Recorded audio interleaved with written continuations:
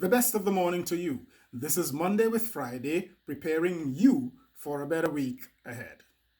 In my first episode of Monday with Friday, I said that we all live by faith even if we may not all be religious. I distinguished between what I called reflective faith and reflexive faith.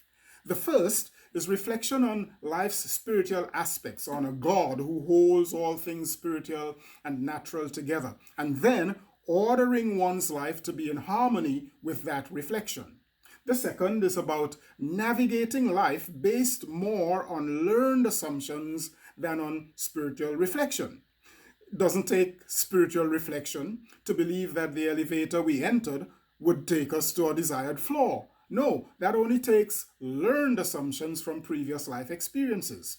But it does take spiritual reflection to imagine a connection between things natural and spiritual and to make any behavioral adjustments that I believe they demand of me.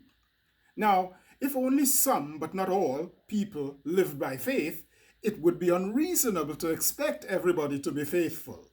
So let's talk about faithfulness.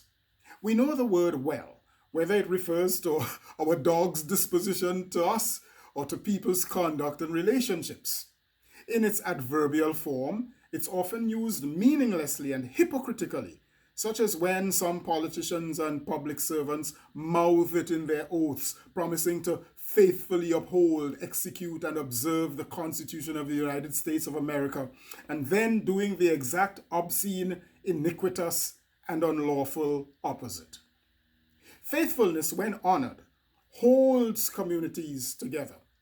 Faithfulness, when trampled upon, breaks communities apart, especially when leaders abuse or mock it.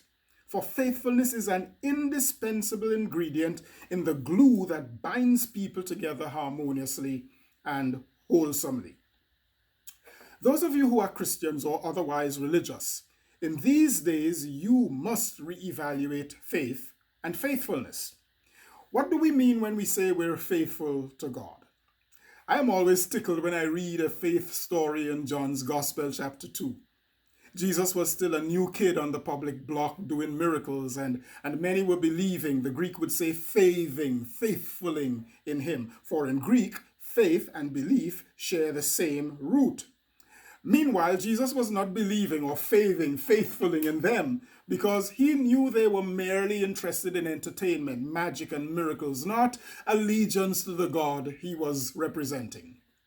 Is faith in God complete then if God has no faith in us?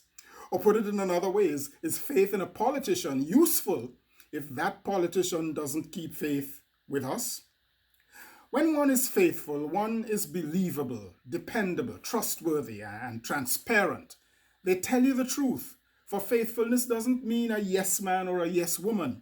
They keep you honest or at least challenge you to honesty. With them, there's no hypocrisy, deceit, or dissembling. Are they perfect? No, like every other human being, they'll have flaws, maybe even rare lapses. But ordinarily, you'll find them in your corner when you need them. And because faithfulness loudly implies a commitment to seeing something through to the end, you can be sure that those lapses and flaws, whenever they occur, shall reignite a renewal of their resolve to continue with you or the project or the partnership to the end. What a blessing then when we possess work colleagues or supervisors clothed in faithfulness, or friends, lovers, and spouses who, whatever their faults or human foibles, root themselves in faithfulness. Now, this is America's election season. People use all kinds of measures, metrics, and standards to determine who deserves their vote.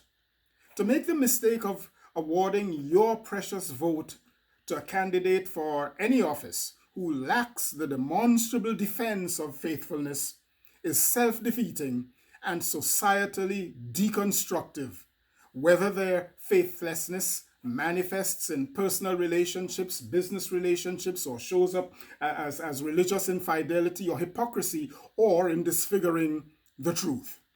So let's elect candidates who are faithful, especially to the truth, and therefore to you. Well, thanks for watching.